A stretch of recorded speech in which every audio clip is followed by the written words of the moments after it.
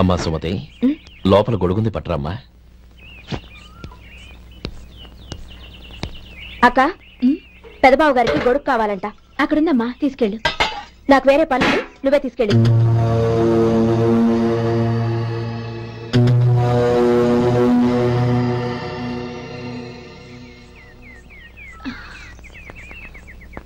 బావగారు, ఇదిగోండి గొడుగు.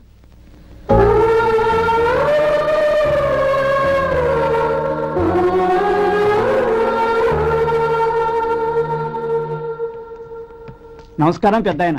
ఇక్కడేం చేస్తున్నారు? ఏం లేదు, మా ఆఖరి తమ్ముడు శేఖరం డాక్టర్ చదవడం పూర్తయింది. ఇంకో వారం రోజుల్లో వస్తున్నాడు. వాడి కోసం హాస్పిటల్ సిద్ధం చేయిస్తున్నాను. ఎంత మంచి మాట చెప్పారండి. పేద జనానికి సేవ చేయటానికి ఈ పల్లెటూరుకు వస్తున్నాడు అన్నమాట. అన్నకు తగ్గ తమ్ముడు. వస్తానండి. మంచిది. అయ్యా, తమరి దయ వల్ల అమ్మాయి పెళ్లి కుదిరింది. అలాగా, మంచిది. వచ్చే నెల 15వ తేదీ ముహూర్తం. ఓహో. తమరు కుటుంబంతో సహా దయచేయాలి. అలాగే. అమ్మా, ఆశీర్వాదం తీసుకురా. 10 కాలాల పాటు పిల్లా పాపలతో చల్లగా ఉండమ్మా. మరి మేము వస్తామయ్యా. ఉండండి ఒక్క నిమిషం. అమ్మా సుమతి, దేవుడి దగ్గర ఉన్న కుక్కమరిని తీసుకురామ్మా. అవును, అబ్బాయి ఏం చేస్తుంటాడు? రైస్ మిల్లులో గుమస్తాగా పనిచేస్తున్నాడండి. ఎవరి మిల్లులో? వెంకయ్య గారి మిల్లులోనండి. అమ్మా సుమతి, కుంకుమేదమ్మా.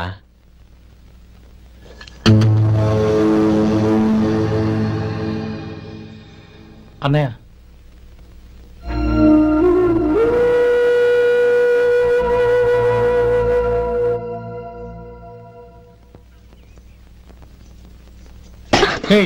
ఏంటిది? వచ్చిన దగ్గర నుంచి చూస్తున్నాను. అన్న ఏం చెప్పినా పట్టించుకోవేంటి? అసలు మా అన్నయ్య గురించి ఏమనుకుంటున్నావు? ఆయన ఏం చూసుకునే నీకు ఎంత పొగరు? గోపి, ఏంట్రా ఆ మాటలు? అమ్మా, నువ్వు లోపలికెళ్ళు.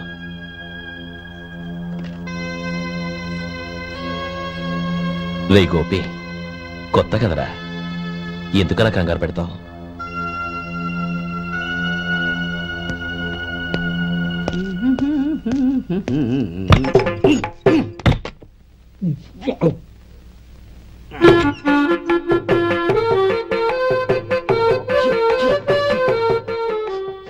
ఏంటయ్యా ఎలక తెచ్చిన వాసన వస్తుంది?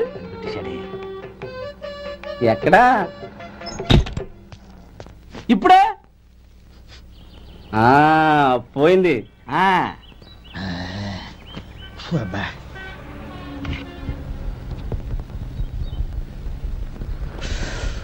ఏమయ్యా, కాలు ఇలా ఊగుతూ ఉంటే టిఫిన్ ఎలా చేసేది?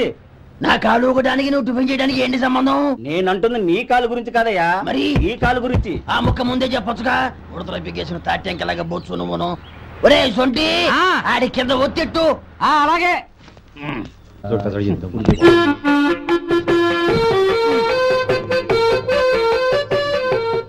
ఇప్పుడు ఓకే.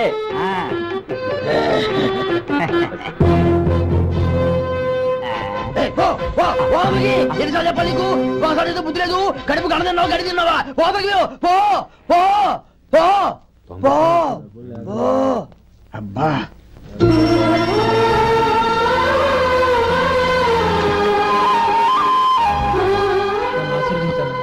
భగవంతుడు నిన్ను చల్లగా చూస్తాడు. ఏంట్రా విషయం? నాకు పోస్టింగ్ ఆర్డర్ వచ్చింది. అలాగా? మన ఊళ్ళోనే నన్ను ఎస్ఐగా అపాయింట్ చేశారు. చాలా సంతోషం.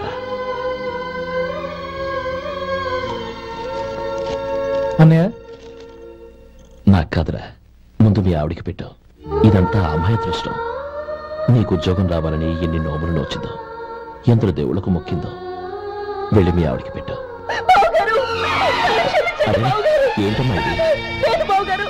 నా మొహం చూస్తే ఎలాంటి పనైనా నాశనం అయిపోతుందని, నేను నష్ట జాతకురాలని మా నాన్న ఎప్పుడు అంటుండేవారు. అదే నా మనసులో నాటుకుపోయింది. ఆ రోజు మీరు కుంకుమ భరిని అడిగినప్పుడు శుభమా అంటూ పెళ్లి చేసుకోబోయే ఆ పిల్లకి నా చేతులతో కుంకుమించానంటే ఎక్కడ శుభం జరుగుతుందోనని భయపడ్డానండి. అందుకేనండి మీరు బయటికి వెళ్తూ గొడుగు అడిగినా ఇవ్వకపోవడం, ఎవరు రాకపోవడం.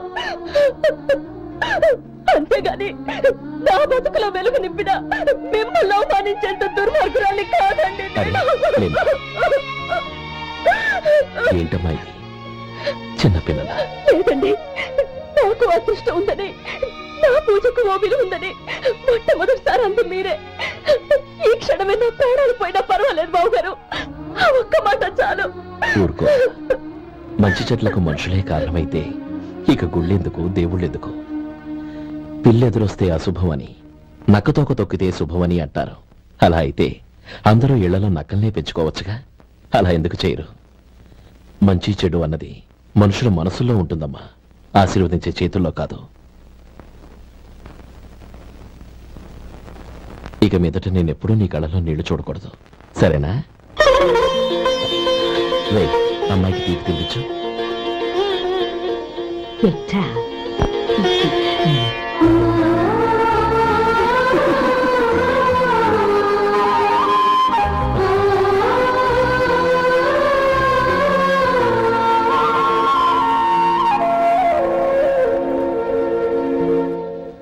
మధు, చిన్నప్పుడు నేను ఒక్కడనే కష్టపడుతున్నానని, నాకు సాయంగా ఉండాలని చదువు అవ్వలేదన్న వంకతో చదువు మానేశావు. ఇప్పుడు నీ తమ్ముళ్ళిద్దరూ అభివృద్ధిలోకి వచ్చారు. మరుదులిద్దరికీ మంచి ఉద్యోగాలు వచ్చాయి. తన భర్త మాత్రం అలాగే ఉన్నాడని నీ భార్య బాధపడదు. చూడు మధు, చదువుకున్నోళ్లే వృద్ధిలోకి రావాలని ఏమీ లేదు. కృషి పట్టుదల ఉంటే ఎవరైనా ఏదైనా సాధించొచ్చు. నీకు తెలివితేటలున్నాయి. నువ్వు తలుచుకుంటే కానిదంటూ ఏదీ లేదు. పైగా నీకు సాయిగా మేమందరం ఉన్నాం. వచ్చే వారి నుంచి 100 పచ్చడి బాటిళ్లు, 100 మసాలా ప్యాకెట్లు ఎక్కువేయండి. అలాగేనండి. మార్కెట్ లో మీ ప్రొడక్ట్స్ కి మంచి పేరు వచ్చింది. చాలా సంతోషం అండి. వస్తానండి. Best of luck.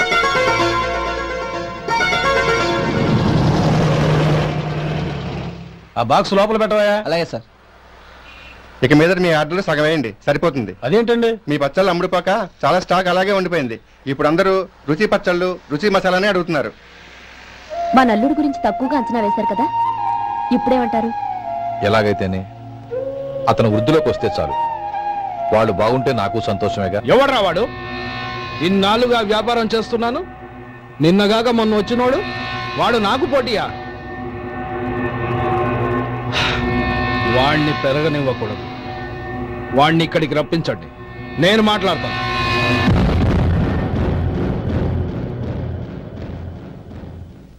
నమస్కారం అండి. రమ్మన్నారంట? నీ పచ్చళ్ళ కంపెనీ మూసేయాలి. నీకెంత కావాలి? 5 లక్షలు ఇస్తాను. చాలా? 5 లక్షలు కాదు, 50 లక్షలు ఇచ్చినా నా కంపెనీ మూయడం జరగదు. బాగా ఆలోచించుకొని చెప్పు. ఈ వ్యాపారంలో పుట్టి పెరిగినోడ్ని, నాతో పోటీ పడకు. నా చేతి కింద 6000 మంది పనిచేస్తున్నారు. ఆంధ్ర మొత్తం నాకు బ్రాంచులు ఉన్నాయి. నేనే మార్కెటింగ్ చేయలేకపోతున్నాను. ఆఫ్టర్ ఆల్ ఒక కుటీర పరిశ్రమలా పెట్టుకొని నువ్వెలా మార్కెటింగ్ చేయగలవు? 6000 మంది వర్కర్స్ని పెట్టుకుని ఆంధ్ర మొత్తం బ్రాంచీలున్న మీరే నా కంపెనీ చూసి భయపడుతున్నారంటే నా సరుకులో నాణ్యత ఉందనేగా. ఆ నాణ్యత ఉన్నంత వరకు నాకెవరూ పోటీ కాదు. ఈ ప్రపంచంలో నేను ఎక్కడైనా మార్కెట్ చేయగలను. వస్తాను.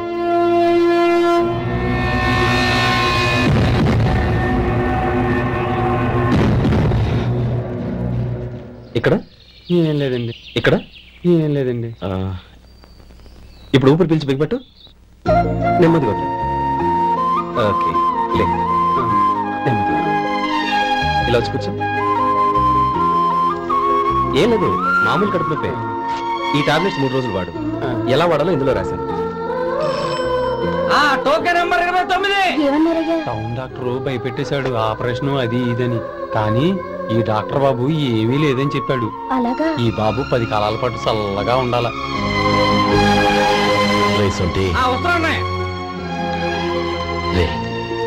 భగవంతుడి దయ వల్ల తమ్ముడు హస్తవాసి మంచిదని అప్పుడే పేరొచ్చిందిరా.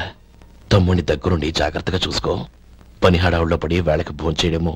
అబ్బే అదే లేదన్నయ్యా. 1 గంట గల పేషెంట్ కట్టు, భోజనం పెట్టు. అది అలా జాగ్రత్తగా చూసుకో. నేను చూసుకుంటాను కదన్నయ్యా, నువ్వు వెళ్ళు.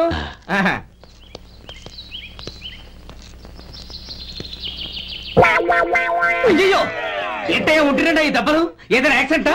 అదేం కాదండి, మరి గోరు కొరికినందుకు ఎలక్ట్రిక్ స్తంభాన్ని కట్టేసి ఇలా రక్తం వచ్చేలా కొట్టారండి. ఊరు కొరికినందుకు ఎలక్ట్రిక్ స్తంభాన్ని కట్టేసి ఇంతలా కొడతారా? వాళ్ళతో మనుషులా రాక్షసులా? చాలా థ్యాంక్స్ అండి. కనీసం మీరైనా అర్థం చేసుకున్నారు. వాళ్ళు అర్థం చేసుకోలేదండి.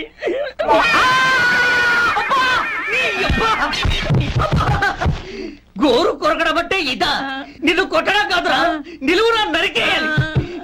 సెప్టిక్ అవుతుందో ఏమిటో. మన 2 ఊర్ల పొలిమేరలో ఉన్న ఈ మల్లికార్జున స్వామి వారి దేవాలయం జీర్ణదశలో ఉందన్న విషయం మీ అందరికీ తెలుసు. ఇన్నాళ్ళు మీ ఊరు వాళ్ళు పట్టించుకుంటారని మా ఊరి వాళ్ళు, మా ఊరి వాళ్ళు పట్టించుకుంటారని మీ ఊరి వాళ్ళు దీన్ని ఇలా వదిలేశారు.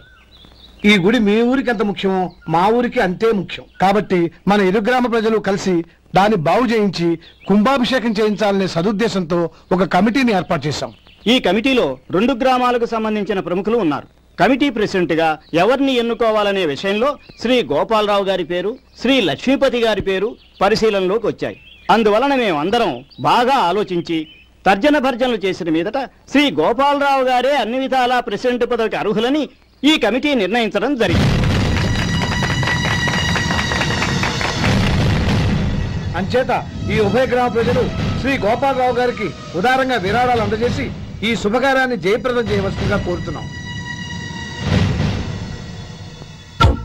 ఏంటి ఇంకా రాలేదా? ఏంటయ్యా టైం 10 అవుతోంది. బోర్డు మీద 10 గంటలని రాసింది. మీ డాక్టర్ ఇంకా రాలేదు. అసలు మీ డాక్టర్ కి టైం సెన్స్, పంక్చువాలిటీ ఏమైనా ఉన్నాయా? ఇంతకీ మీరెవరండి? నేను డాక్టర్ అమ్మని. ఓహో, మీరు డాక్టరేనా? డాక్టర్ అంటే డాక్టర్ని కాదయ్యా, డాక్టర్ని చేసుకోబోయేదానని అర్థం. అవును, నువ్వెవరు? నేను ఇక్కడ టోకన్ ఇస్తూ ఉంటానులేండి. తప్పుకోవయ్యా. అవును, మీ డాక్టర్ కి ఎవరో అన్నయ్య ఉన్నాడంట కదా, ఎలాంటోడు? ఎలాంటోడంటే అదేనయ్యా, చాలా కోపిస్తని విన్నాను. ఎందుకని అడుగుతున్నారు? ఎందుకంటావేంటయ్యా? ఆ అన్నయ్య మాట వినగానే మీ డాక్టర్ గడగడా ఉణిగిపోతాడు. అసలు డాక్టర్ చదివే తమ్ముణ్ణి అలా భయపెట్టచ్చా? తప్పు కదా? తప్పేనండి. కాని కాని నాకు మీ డాక్టర్ కి పెళ్ళవని ఆ అన్నయ్య సంగతి అప్పుడు చెప్తాను. ఏం చేస్తానండి? ఏం చేస్తానా? సంవత్సరం తిరగకుండానే కవల పిల్లల్ని కని వాళ్ళ అన్నయ్య చేతిలో పెడతాను. వాళ్ళకి 5 సంవత్సరాలు వచ్చేసరికి ఆయన్ని బాగా మొట్టికెళ్ళేస్తారు. అలా నా కసి తీర్చుకుంటాను. ఈ డాక్టర్ ఎప్పుడు వస్తాడో ఏంటో. అది సర్లే కాని నువ్వు పని చేయి. మీ డాక్టర్ రాగానే నేను వచ్చి వెళ్ళానని చెప్పు. నేను అంటే ఓ, నా పేరు చెప్పలేదు కదా, నందిని. ఏం చెప్తావు? అదేనండి, నందిని గారు వచ్చి వెళ్ళారు అని చెప్తాను. గుడ్, పైకొస్తావు.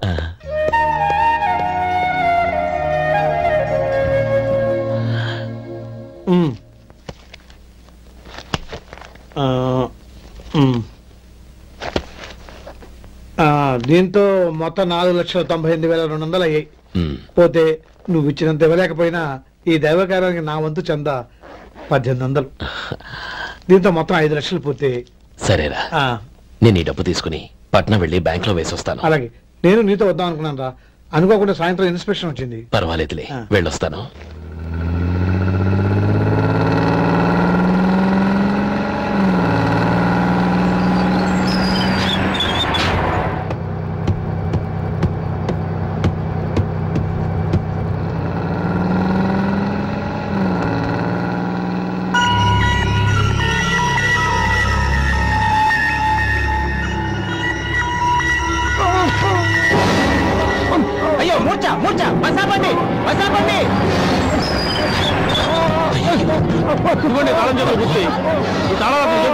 వీటి వల్ల ప్రయోజనం లేదు.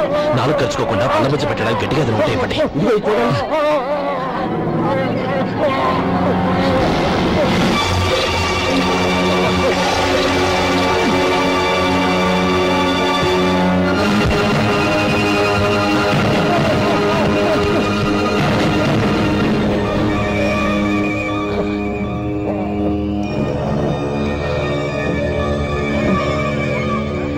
మీరు వెళ్ళి మీ సీట్లో కూర్చోండి, కొంచెం గాలాండి ఇవ్వండి. ఇప్పుడు ఎలా ఉంది బాబు?